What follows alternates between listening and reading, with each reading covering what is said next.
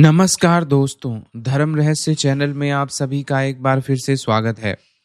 क्योंकि पितृपक्ष समाप्त होते ही नवरात्रि की शुभ बेला आ जाती है। इस दौरान हम लोग जो भी साधनाएं करते हैं उसका कई गुना लाभ हमको देखने को मिलता है। ऐसे समय में सबसे पहले माँ दुर्गा की साधना अवश्य करनी चाहिए। जो लोग साधक नहीं हैं उन्हें भी करना चाहिए, और जो लोग साधक हैं उन्हें विधिवत तरीके से माता की आराधना और पूजा करनी चाहिए। इसे बहुत कठिन विधानों से नहीं बल्कि बहुत ही सरल विधि से किया जा सकता है। आज मैं इसी के बारे में बात करूंगा, जिसमें हम एक साधारण गृहस्थ व्यक्ति किस तरह से एक सरल साधना नवरात्रि पर माता दुर्गा की कर सकता है और अनगिनत लाभों को प्राप्त कर सकता है। सबसे पहले माता के लिए जो साधना है उसके लिए तैयारी करनी चाहिए। इसके लिए आपका जो स्थान हो घर का वो स्वच्छ और शांत जगह होनी चाहिए। आसन लाल रंग का होना चाहिए अथवा विशेष पीले कपड़े को भी आप बिछा सकते हैं। प्रतिमा या चित्र माता का होना चाहिए, जिसमें माँ दुर्गा की मूर्ति या फिर चित्र स्थापित करना चाहिए। सामग्री के रूप में आपके पास दीपक, अगरबत्ती, लाल फूल, अक्षत, फल मीठा, जल का कलश और जो भी पूजा सामग्री लगती है वो सब होनी चाहिए। दैनिक साधना विधि की बात की जाए तो सबसे पहले स्नान और शुद्धि कर लें। प्रातः उठकर स्नान करें, फिर उसके बाद अच्छे वस्त्र यानी साफ वस्त्र पहनकर आसन पर बैठ जाएं। संकल्प में सरल संकल्प ले सकते हैं, और या जो विधिवत तरीके का संकल्प लिया था उसे भी कर सकते हैं। हिंदी में सरल संकल्प ले सकते हैं कि मैं अमुक, अपना नाम बोलिए। नवरात्रि में माँ दुर्गा की साधना कर रहा हूँ, माता मेरी पूजा को स्वीकार कीजिए और मनोवांछित फल प्रदान करें। आवाहन और पूजा में दीपक अगरबत्ती जलाइए, लाल पुष्प अर्पित करें। दुर्गा सप्तशती का कोई अध्याय भी पढ़ सकते हैं, दुर्गा चालीसा पढ़ सकते हैं, या फिर माँ दुर्गा के मंत्रों को पढ़ सकते हैं। तो जो मंत्र हैं उसकी अगर बात की जाए तो सरल विधि से जो मंत्र किए जाते हैं उसमें ओम दुंग दुर्गाय नमः मंत्र का जाप रोजाना आप कर सकते हैं, या फिर निर्वाण मंत्र ओम ऐं ह्रीं क्लीं चामुंडाय विचे इस मंत्र का भी जाप किया जा सकता है। इसके अलावा सरल मंत्रों में सर्वमंगल मांगल्ये शिवे सर्वार्थ साधिके शरण्ये त्र्यंबके गौरी नारायणी नमोस्तुते, या फिर दुर्गा सप्तशती का कोई भी मंत्र आप माता की आराधना के लिए ले सकते हैं। इससे विशेष लाभ होगा। आरती और भोग की बात की जाए तो माता की आरती करनी चाहिए और उन्हें फल या मिष्ठान अर्पित करना चाहिए। 9 दिनों तक नियम पूर्वक साधना करनी चाहिए। शुद्ध आहार लेना चाहिए, सात्विक भोजन ही करना चाहिए। मन में श्रद्धा और विश्वास रखें। नवमी और अष्टमी को इनमें से किसी भी दिन कुमारी पूजन या कन्या पूजन अवश्य करना चाहिए, क्योंकि जैसे कहते हैं किसी भी साधना का फल अंतिम भोग कराने पर ही मिलता है, तो कन्या पूजन बहुत ही शुभ माना जाता है। तो यहाँ पर मैं दिनवार कार्यक्रम आपके लिए प्रस्तुत कर रहा हूँ, जिसमें सरल विधि से हम देवी के 9 स्वरूपों को यानी नव दुर्गा की साधना की जाएगी। तो पहला दिन जानते ही आप शैलपुत्री माता का होता है। दीपक जलाकर ओम देवी शैलपुत्रे नमः मंत्र का जाप करें। लाल फूल, दूध से बनी मिठाई अर्पित करें। यह देवी माँ का पहला स्वरूप है और मन को स्थिरता और पवित्रता प्रदान करता है, मूलाधार चक्र को जागृत करता है। दूसरा दिन है ब्रह्मचारिणी माता का। ओम देवी ब्रह्मचारिण्य नमः इस मंत्र का आपको जाप करना है। मिश्री और शक्कर का भोग लगाना है। इससे साधक को तपस्या और संयम की शक्ति मिलती है। जिन लोगों का भी ब्रह्मचर्य नहीं टिकता साधना वगैरह में, उन्हें माता ब्रह्मचारिणी की विशेष पूजा करनी चाहिए।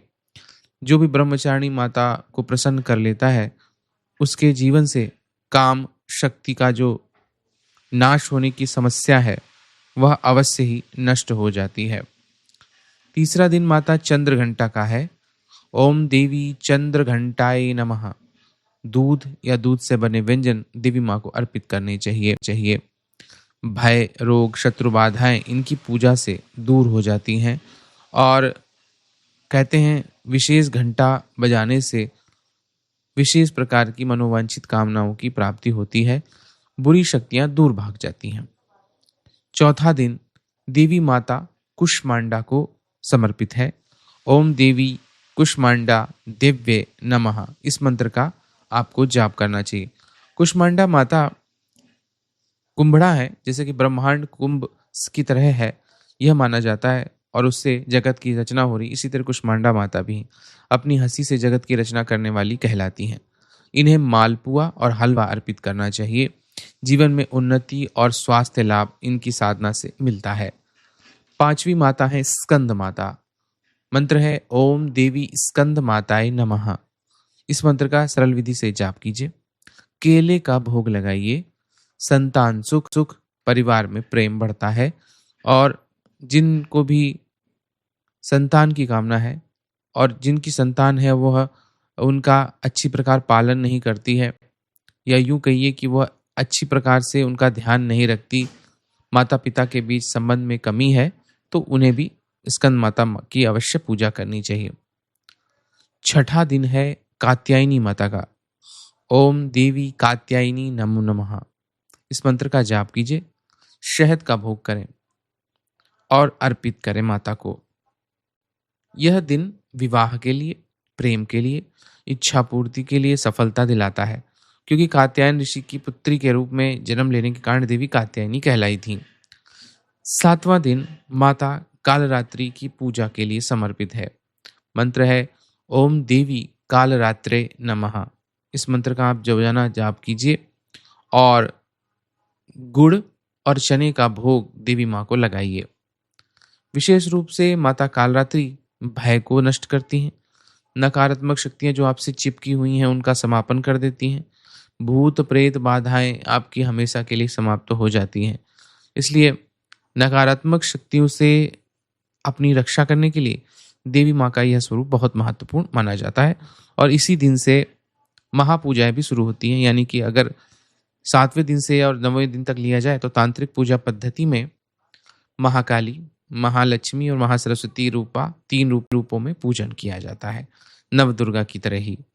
8वां दिन माता महागौरी का है। मंत्र है ओम देवी महागौर्य नमः।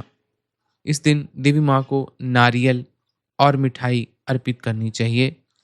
जीवन में पवित्रता आती है, सौंदर्य बढ़ता है, सुख शांति आती है, सहज रूप में जीवन आगे बढ़ता है और दोष जीवन के नष्ट होते हैं। जिस प्रकार माता महागौरी हो जाती हैं, उसी प्रकार जीवन भी गौरवर्णी हो जाता है, यानी प्रकाश से भर जाता है। 9वीं माता जो आखरा स्वरूप है और सबसे ज्यादा सिद्धियां प्रदान करने वाला देवी स्वरूप है, इन्हें हम सिद्धिदात्री माता कहते हैं। मंत्र है ओम देवी सिद्धिदात्रे नमः। सरल मंत्र हैं सारे जो मैंने आपको दिए हैं। इनकी साधना के लिए खीर और हलवे का भोग लगाना चाहिए और कहते हैं जिसने माता सिद्धिदात्री को प्रसन्न कर लिया उसके जीवन के सभी कार्यों में उसे सफलता मिल जाती है, समस्त प्रकार की सिद्धियां प्राप्त होती हैं, हर प्रकार की आपदाओं का नाश होता है। माता सिद्धिदात्री की कृपा से नवदुर्गा की स्पेशल कृपा आपको प्राप्त होती है। विशेष रूप से आप 9 कन्याओं का पूजन भी अवश्य करें और उन्हें भोजन, फल और उपहार दें। इससे जो है नवरात्रि की साधना अच्छी तरह पूर्ण होती है। अब क्योंकि नवरात्रि की जा रही है तो इस दौरान हवन करना बहुत जरूरी हो जाता है, तो मैं आज आपको हवन के विषय में भी बता देता हूँ। हवन के लिए आप तांबे या लोहे की हवन कुंडी या अग्नि कुंड ले लीजिए।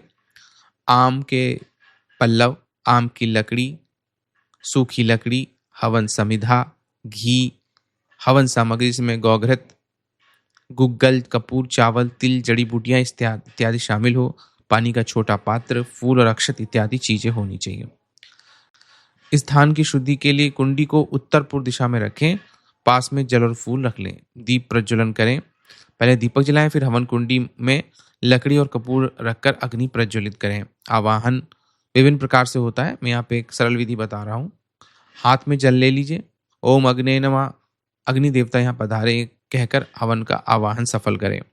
मंत्र जाप में हर आहुति घी और हवन सामग्री के साथ में दे सकते हैं। मंत्र आप निर्वाण मंत्र अथवा ओम दुंग दुर्गाय नमः या फिर कोई भी माँ का मंत्र की आहुति या साधना के लिए उपयोग किया जा सकता है। आहुति 11, 21, 51 या 108 देनी चाहिए। विशेष आहुति मंत्र अगर सप्तशती के हिसाब से देना चाहते हैं, 9 आहुति दें तो ओम देवी शैलपुत्रे नमः स्वाहा, ओम देवी ब्रह्मचारिणे नमः स्वाहा, ओम देवी चंद्रघंटाय नमः स्वाहा, ओम देवी कुष्मांडाय नमः स्वाहा, ओम देवी स्कंदमाताय नमः स्वाहा, ओम देवी कात्यायनी नमः स्वाहा, ओम देवी कालरात्रे नमः स्वाहा, ओम देवी महागौर्ये नमः स्वाहा, ओम देवी सिद्धिदात्रे नमः स्वाहा। और अंत में कपूर और थोड़ी हवन सामग्री और अंतिम आहुति देते हुए बोले ओम पूर्णमदः पूर्णमिदं पूर्णात् पूर्णमुदच्यते पूर्णस्य पूर्णमादाय पूर्णमेवावशिष्यते। तो ये आप बोल करके पूरी आहुति दे देंगे। हवन के बाद देवी माँ की आरती करें, शांति मंत्र कर लें या फिर आचमन करके ओम धो शांति रक्षम शांति पृथ्वी शांतिरापा शांतिरोधश तथा शांति। अंत में प्रसाद और जल सबको वितरित कर ले। ये एक सरल विधि है। तो इस प्रकार से आप माता की पूर्ण कृपा प्राप्ति कर सकते हैं और कल्याण के भागी हो सकते हैं। आशा करता हूँ ये वीडियो आप लोगों को अच्छा लगा होगा। आप सभी का दिन मंगलमय हो। जय माँ पराशक्ति।